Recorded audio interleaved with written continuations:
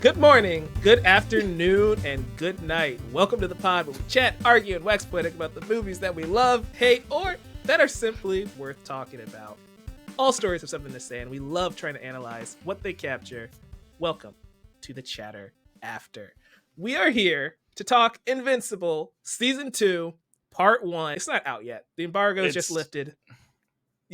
Thank you, Prime Video, for sending screeners over so we get to tell you that this show is still awesome. I'm Mike, if you haven't been here before. Joining me, of course, is my co-host, Brandon Alvarado. BA, how you been? It's been a minute since we actually had a Chatter After proper recording, Right. you know? Agreed. I'm really excited because this show is still. That's when the title card comes up. If you're listening to this in the audio-only version, you missed it. But if you're watching on YouTube, you saw the... That's why you got to go subscribe if you haven't already. That's the one thing that I enjoy about the show, that they still find ways to kind of catch us off guard with the whole shtick that they started. Like you keep expecting, and suddenly, oh, you. I don't think it's in the mini list of notes of things that we can't talk about today, but I appreciate that they cleaned the title card up this season. Good job. It was blood red at the end of last season, but I'm glad they spruced it up a bit just for it to get demolished again. I mean, he's out of the hospital. That's also true. Joining us, though, we're not alone. We've got two incredible guests. First up is Leo from Geekly Goods. Welcome back to the show, man. How you been? Hey, thanks for having me, guys. I've been good, man. Listen, Invincible, this show is so good, and it just doesn't do anything but get better and better. I love this season so far. It ended on a very good cliffhanger, and I love that they're taking so much from the comics, but they're running at their own pace.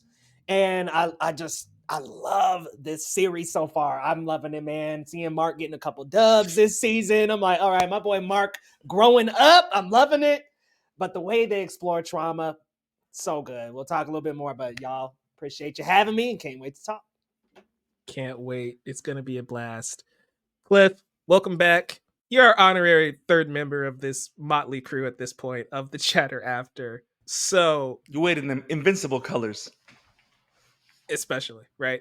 We see the shirt again, audio listeners. Cliff's got the best Invincible shirt on. That has to be from like episode 2 because it's just a smidge of blood on it. Literally, it's just the title card just on a shirt. Literally.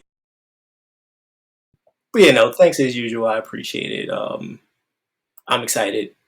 I love the show. Love the book series. I literally finished the entire book like a month before the show came out. So I'm elated. I love everything about this. So I'm excited. Yeah, that's very exciting. I guess I want to start with everybody's relationship with Invincible. So, I know I was introduced to this show. Cliff and I actually did a video on my channel if you want to check it out. It's on Not a Cinephile from like 2-3 years ago when season 1 came out. And it was like the impact that show had on me was very special because it's so different from things that DC's doing and things that Marvel and the MCU were doing at the time. Like that first episode blew my mind, and it really got me like I should read this book. And then I read this book a little bit, and I'm like, this is not the show. They're changing a lot. So I guess I want to start with you, Leo. You've read Invincible. How does it feel seeing this adapted? Is it to you like a 1-to-1 adaptation, or are they still like carving out their own story here? So for context, I read the first 4 or 5 volumes like a good while ago. My buddy in college loved Invincible, and he just let me go through his volumes, and I loved what I read. But there are a lot of things happening quicker and in different times in the show, and I love what they're doing with it. There's also some deeper character explorations that I'm really loving in the show. So I think where they're going with the show, I'm waiting to see part 2. I mean, there's a lot from the comics, but yeah, the pace is just quicker in a lot of it. I was like, okay, we got to something in this part that I was like, oh, I didn't think that was coming till later in this second season half, maybe even third season. But we're getting to the main points of the comic book really quickly. So far, I'm enjoying the adaptation. They got the perfect voice cast for this. So quicker in a good way. Yes, quicker in a good way. Some stuff I was like, whoa, that's so fast. I wonder how people will take it, but I've liked it thus far. All right. Brandon, you read a lot. Somehow you haven't read Invincible. Explain yourself. Well, I don't know. It's like Robert Kirkman is such a prolific writer, and Yeah, great guy. I am halfway through Walking Dead, and the fact that it ended out of nowhere, I think like a year and a half ago, which was brilliant stroke because it goes with the world of Walking Dead. I kind of want to finish that before going into Invincible, and I see myself purchasing the compendiums to actually read it and collect them and have them. But I've enjoyed this show. This show it's subverts your expectations. The pacing, I think, is superior, sublime. It's the kind of show that you enjoy because it gives you so much, sometimes too much information, but everything is succinct, is specific, and it's doing something to move everything forward. Every time a character's on screen, it's moving the story forward for that specific character in a little inch. Like there's no screen time that's wasted. And even the times that the screen time is just for a simple stupid laugh, it's great because it works within the chemistry of the characters and the relationships. So Yeah. the show is great. The animation is beautiful. I'm excited that I think a little bit ago, Kirkman confirmed in an article that there's not going to be this big of a break between the seasons moving forward now. So I'm excited about that, because the way, like Leah was saying, the way the story is moving, how quick and swift is moving, I don't want to have to keep waiting too long for it because it leaves you wanting more. And the Yeah. first part of this season does a lot of that. Like I was very surprised in how they structured the 4 episodes, especially episode 3, and I love what they're doing story-wise. And kind of like making the world a lot bigger than it was in a very great and expansive way. So I'm having a blast. Yeah, it's great. Cliff, what's your relationship with Invincible and how you feeling? General thoughts thus far. He hates it. Imagine if I was just like, "Oh, show is trash." But no, genuinely, The manga's yeah, better. this actually, guys, and like, imagine if I just went full nerd. But yeah, I, yeah, I ended up reading this book in like October 2019. Took an entire year and whatnot, and I literally was like, I need this show in some animated capacity. Like this show would thrive on TV. It has enough story to be episodic. It has enough character work. It has enough character arcs and like interactions that like we could tell something beautiful here. And with the show, I enjoy it. Pacing is a little off for me with the seasons, but either way, I'm still entertained. I like what they're doing with Mark. I like what they're doing with a few other supporting characters here and there. I even like that they're teasing future arcs that like no one knows like how like the gravitas and like how big like we always talk about, Mark got some doves in this season. I'm just like that's like 2 of like 30 and what have you. For real. So I'm just like, y'all better take this in. Like Mark is doing good right now because it's about to get bad and what have you. But yeah, like I love this show. I'm excited. I'm excited to hear other people's responses. People who haven't even read the story and just watching this saga unfold. Essentially, like Yeah. it's great. It's a fun time. I'm excited. Like super beautiful story. I love it. So I know we can't get into exact like specifics because again, this is before the series comes out.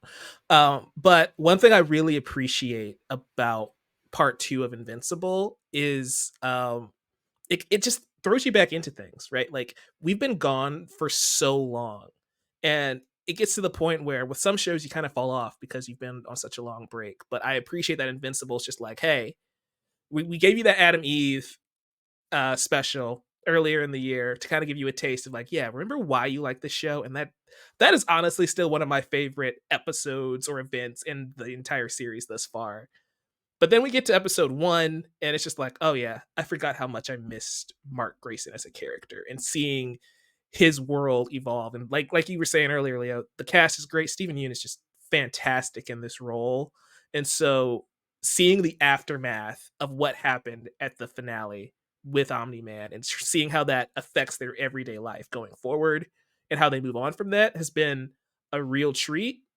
I guess I wanted to toss over to you, Brandon. What was your thoughts, like, just getting back in the swing of things? We talked a little bit about the animation being a bit more improved, but like, how was it feeling finally jumping back into this? I love that they caught us off guard. We can't. They caught us off guard. I love the fact that it picked right, and that's how you know that you have genius. Okay, I don't want to go super crazy. That's how you know how you have amazing writers in the room and amazing directors in the room, because they caught us off guard and hit the ground running with something that we have no idea what the hell is going on. You know what I mean? Like, Yeah, it wasn't even like, okay, last time this happened, and we're starting with Mark coming out of the hospital or something, or like back at home. You know what yeah, I mean? Nah, bro. Out of left field, introducing characters that we've never seen before, interactions that we never expected, and then suddenly, then you're dropped into the main story, and then you see how it starts up to then you're actually setting up what one of the big arcs for the show is going to be. And I think that's another thing that the show does very well, is that this is not a spoiler, of course. The whole thing with the Viltrumite army empire, right? yeah. That is one of the overarching stories of the entire series. So we know we're going to keep seeing glimpses of that. But the fact that we're seeing that combined with the arcs that are going to be headlining the whole season, I think it was a great start. And yeah, I wasn't expecting that we were going to go the place that we went, and I just can't wait. And I hate the fact that I've seen part 1 already, because I have to wait for part 2 now.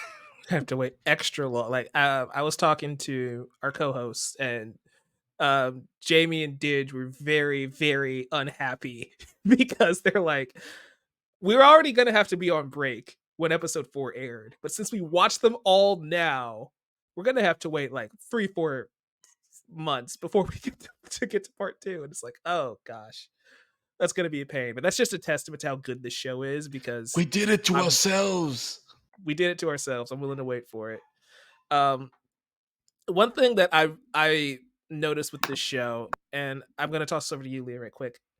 The world building for me in Invincible is so strong, because I think the strength of this series is that I don't know these characters and I don't know this world, but I'm automatically invested into it, right? Like, the benefits and the drawbacks, something like Spider-Man 2 just came out, right? Like, I love Spider-Man. Always have, always will. So just saying Spider-Man 2, I'm going to buy it. But like Brandon was saying, like, getting into this world, and you hit me with all this new lore, all these new characters. I'm just like, great game. I'm just sitting here like, oh man, I can't believe how invested I am in Mark's story and all these supporting characters. Because again, that Adam Eve special, like, I did not realize how much I cared about that character until afterwards, because that was superb. How are you feeling about like how they're fleshing out this world with those specials, with this episode introducing new lore and characters? You think it's a good setup? Oh, I'm loving it so far. I think we're setting up for a lot to go down in the second part. But one thing Invincible does so wonderfully well is capture the perspectives of their side characters. I think they really Mhm. flesh out their side characters, like the Guardians of the Globe and Omni-Man and all these other characters that we've seen from season 1 all the way till now. I love how much we've got these characters fleshed out and we get these perspective episodes. I can't go too far into spoilers, but there's some episodes from different perspectives. And I love that we get to be in the boots of other characters. And big character that they explore this season is Debbie. I mean, I love Yeah. seeing, because you see a character with superpowers like Mark and where he comes from, Omni-Man and Debbie, but also they give us a little bit of view on the ground of how it feels to be a wife who lost her husband. I mean, let's be real. Omni-Man flew off at the end of season 1, but they lost him. And so seeing this grief through the lens of both Mark and Debbie is so strong. And not only do we have their struggles, we also see some things with the Guardians of the Globe, some questioning of leadership. And also we start to see Robot kind of move into a little bit more as a human now, because that was such a huge change for that character in season 1. I love that there's like these little pieces and specks of him learning more and more about what it is to be human. Even there's just so much fleshing out of perspectives in these characters. They really make you care about these characters. And I love Adam Eve. That episode before this part 1 here, what a great way to set up the season. Give us a little taste of how well they build these characters, how well they make you care about these characters. The writing in the show, especially with the characters, fantastic, man. I've loved getting different perspectives. I've loved exploring different characters. And I can't wait, man. I'm so excited to continue. Like you were saying, I'm mad. I want more. I wish we could get part 2 right now. That's the biggest compliment you can give it, honestly. Yeah. There's something you said there, Leo, if I may add something to it, about the humanity or like spending time on the shoes of other characters. One of the things that Robert Kirkman and the writers team of Invincible do so well, which is not something that's necessarily successful in other superhero genre type books, is that most of the times when we talk about humanity or the effects of superhero society on humanity, we always do it almost exclusively from the human side of the superhero. So we never really disconnect from the superhero as a whole. It's always from the human side of the superhero. Like, but no, they literally go all the way to the ground. They put the boots on the ground and go to how these people are affected in different ways. How the relatives for these characters are affected in different ways. And like, I'm very surprised what's going on with characters that I never thought I'd care about, even. And they're characters that are not even superhero adjacent. They're important because they're related in some way, but they're not superheroes themselves. So I love how they give humanity their peace, their space, and they're allowing us to spend a lot more time with them. And Debbie, of course, Rockstar, Sandra Oh, amazing. I was just about to say that, man. Sandra always tearing it up this season. And these perspective moments we're getting from Debbie's point of view just hammers home your point. We're getting the human perspective, like the no superpower. It's like she's just the wife. She's the wife. And getting that perspective is so important to not only building her arc, but also Invincible's. And that's what I like about this show, is that in the first season, the 3 of them, Invincible, Omni-Man, and Debbie, were so central to the show. It wasn't just they were a nuclear perfect family. Yeah, that's 100%. Yeah. What speaks to that? Because they were the core of the show, but I think what makes that Adam Eve episode so special is you mentioned this a little bit earlier, Leo. It was priming us for what's to come, because getting a whole episode detached from Mark now already conditions us to be like, yeah, if we spend an episode or a half of an episode with a different character, that's okay. Because now I'm invested, like you were saying, Brandon, into these other characters, into this world, so much so to where when we cut back to Mark, not that the story is bad, it was like, I kind of wanted to stick with this other character we were with for a couple more minutes longer. Cliff, what's your perspective on all of this? Because I know you did say the pacing wasn't your favorite. So if you want to get into that and talk about the good and the bad, go for it. It's interesting because I agree with all 3 of you in terms of us spending time with very specific characters and just supporting the supporting cast, and we're seeing the effects of superheroes on, society, and more so like how personal this, like something as tragic as what happens in season 1 can get, especially with Debbie, because in the books, Debbie does not have much. Like, she goes through, a lot. She goes through the trials and tribulations of what happened, but to this degree, no, we don't get that. And one of the things I think that really speaks out about that, especially when it comes to Adam Eve, is there's something unique about it. Especially when it comes to the television format. Like, how many shows can you name where season 1 is done, season 2 comes. We don't ever actually get a designated or dedicated episode to either the main character or even just another supporting character. Like that barely happens, especially with like superhero TV. It just doesn't happen. And if this is something like, this might be something for the Invincible team to actually take advantage of, where whatever comes next in season 2, hey, maybe give us an episode on Rexplod's origin or Immortal's origin. Essentially do what the comic books do, where after a certain amount of time, they just give us one shots, essentially, of like this character's backstory. Robert Kirkman actually said that he wants to do that going forward, of like, yeah, when the season ends, we want to give you an episode if time allows for them to animate it, Rob, just hire me. Like, we on the same page, Mr. Kirkman, at this point. It's funny. I'm glad for that, because I think this is one of those things that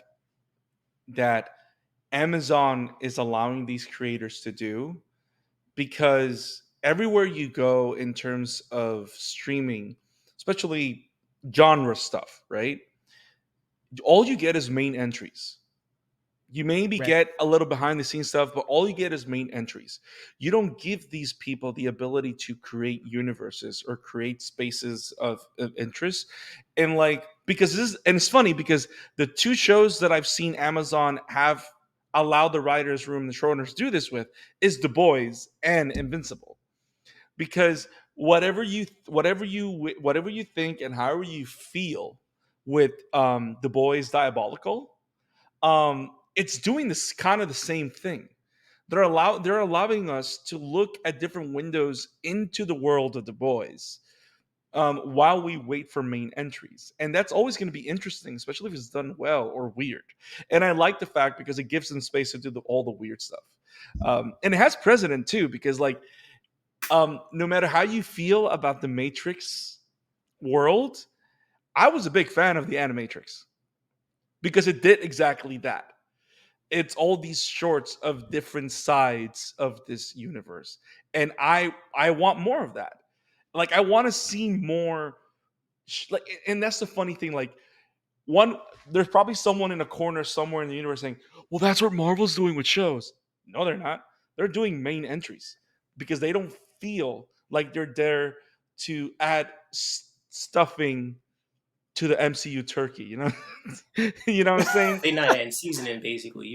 They just giving us the full course meal without right, sides. But like, no sides, though. We got hey, just the chicken. I need them taters. You know what I'm saying? Like, yeah. Yeah, I was gonna say, because to add to it, the best example I would give is to bring it full circle, because Brandon, you showed a little teaser of a specific game that just came out recently, and what happened in between those games. We got a specific Miles Morales centered story. Like, we already knew who this character was. Like, they didn't have to give this to us. There was no need for us to get a Miles Morales, essentially, like an Uncharted Legacy type of situation. Right. But they did. And now into the second game, we love Miles even more. We're rooting for this character even more. And so with Invincible doing that, it's something that's so unique that, like, I hope they continue this, and I hope future comic book adaptations also kind of take a similar route, where we can start to, explore and whatnot. Essentially, let's set up for like longevity. It feels almost, let's take our time. Let's actually get me invested in what you're presenting with me. Don't just give me all seasons and move on. Yeah, it's fleshing out the world in a way that, like you were saying, Brandon, the Marvel shows, I wish they did.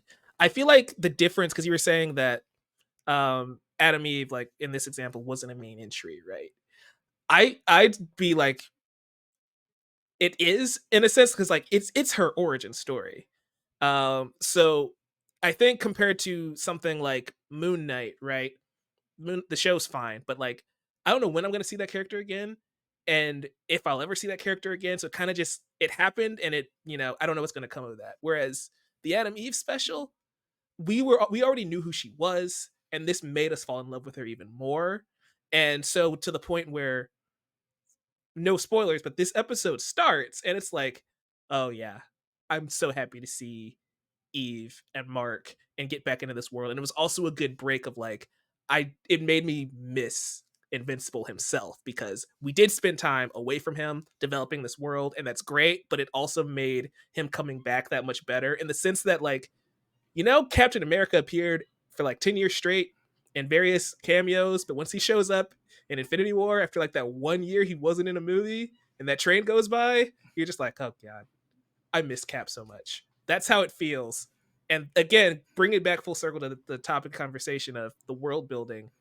I love that this show made me feel a Captain America like return, because I had no connection to this show until season 1, but I love it just as much as all these other characters that I literally grew up with my entire life, and that's really impressive. And not to mention, even some of these superpowers of these characters aren't necessarily unique, but it's the characters themselves. There's a show on TV right now that is totally unrelated, but it's called Only Murders in the Building. And almost every single episode they start episodes from different perspectives of side characters or characters only evolving in the season.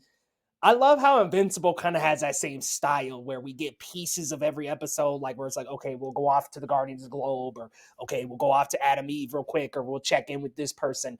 I love following these multiple stories because that feels so comics. Like it feels like you're reading a comic book, because I'm like, yeah, they will jump off of Spider-Man for a bit to go to another character, and like, yeah, like give me these characters and make me care, make me love them. Whereas Marvel is like, even WandaVision, I love WandaVision, but we don't get a Vision episode. We don't get a Vision origin in that show. Like, it's just all centered on the main character. And that's how a lot of shows do. Another great example, because y'all know I just recently watched this, like, while it'll have been a month, was The Last of Us, episode 3. They did not need to give us any focus on 2 great, amazing characters, but they decided to. Literally, yeah. Yeah, bro. Sorry for all the tears that's coming for people who've seen The Last of Us. Bro, no, man. Right, it's just another example. And not only that, and you know what the beauty about that is, right? Like, the reason why that episode is so powerful, apart from the fact that you can excise it from the world of The Last of Us and make it a solo Hallmark movie, and everybody will watch it and cry the same. It doesn't matter. Is the fact that they surprised us and still kept it thematically relevant to the world. Like, you can find this in this world. It doesn't feel like it's outside of. They started up with Joel and Ellie. They give us a story with Bill and his partner, and then we have the closure with Ellie and Joel again. And it's like, that's how you build a world. Like, it's a masterclass in world building, apart from just telling a beautiful story. And that's definitely what they're doing here with Invincible. It reminds me, we had a conversation a little while ago, Leo and I, off camera, about the need of having the creator of a show involved with the project, right? And like, I think you can have a good adaptation of a story without the creator being there, because like, I think One Piece would have been okay if Oda wasn't there, because the people involved are so passionate. Like, it would have turned out okay. Probably was better off that he was.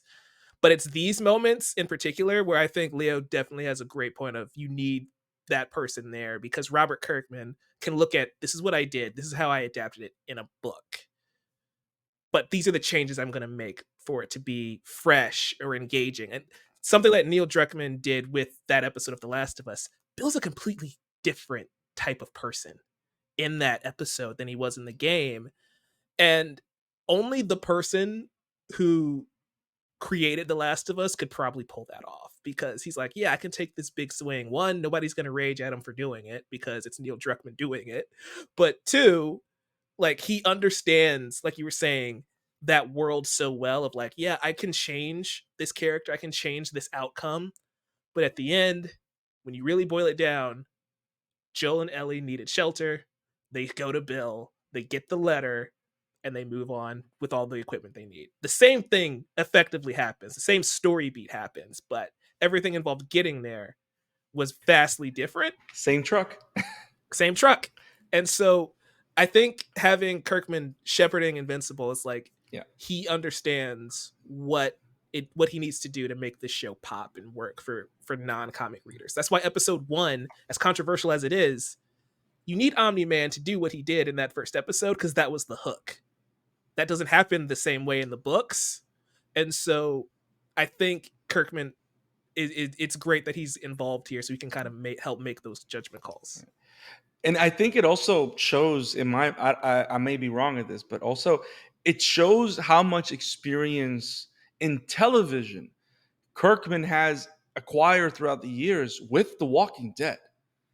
Because not only does he have executive producer credits, he's helping create all those other spin-off shows. So he's finding ways to make this world relevant, engaging. I finished the original show recently. The last 2 seasons of The Walking Dead are some of the best series of the show seasons of the show I've ever seen. They're amazing. Yeah. And then I'm watching Fear the Walking Dead right now, and I'm in season 4. Season 3 was a banger. Like, and again, stuff that he created based off the books, but not original from the books. And now they have like 3 different spinoffs and a bunch of other stuff that they're doing. But like, this is someone that knows how to make his content marketable.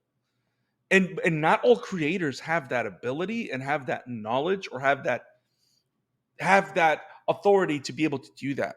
And I'm glad that he's doing it this way.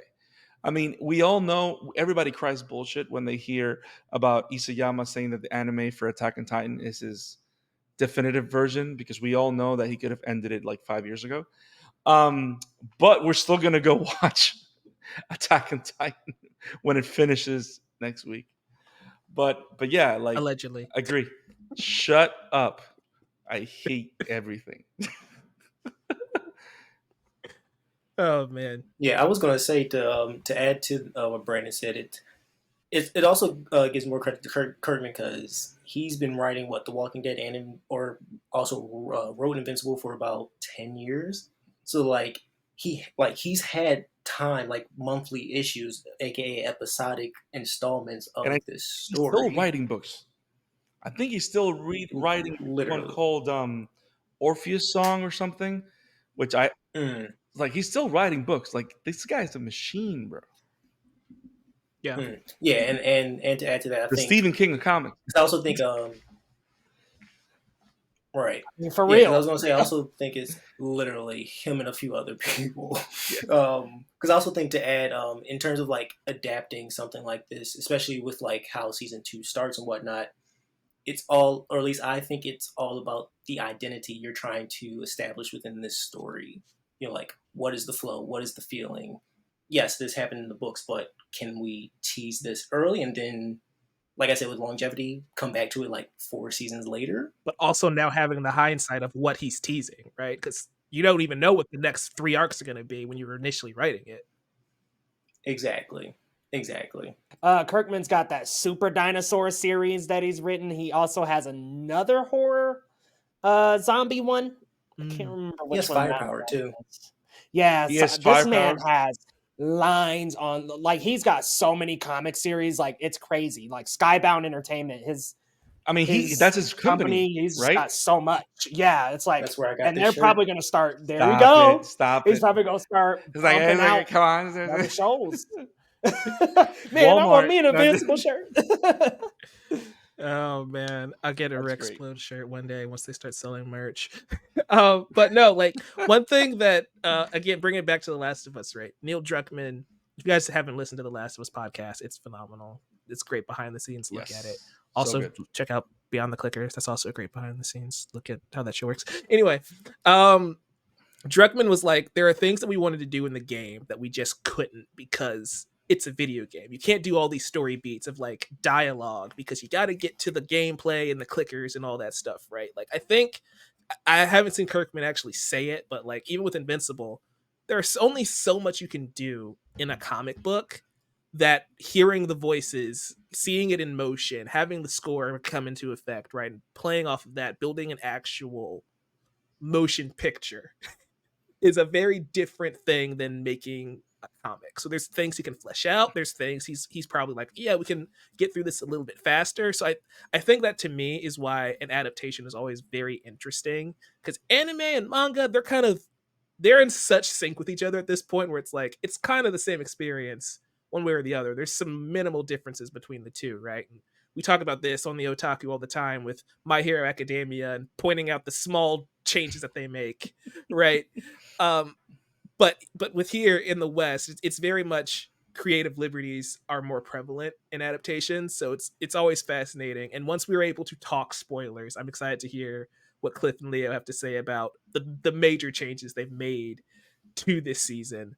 But this far, I think season 2, fantastic. I think it's just all gas, no brakes, balls to the wall compared to last season. Like I think Bloody they balls.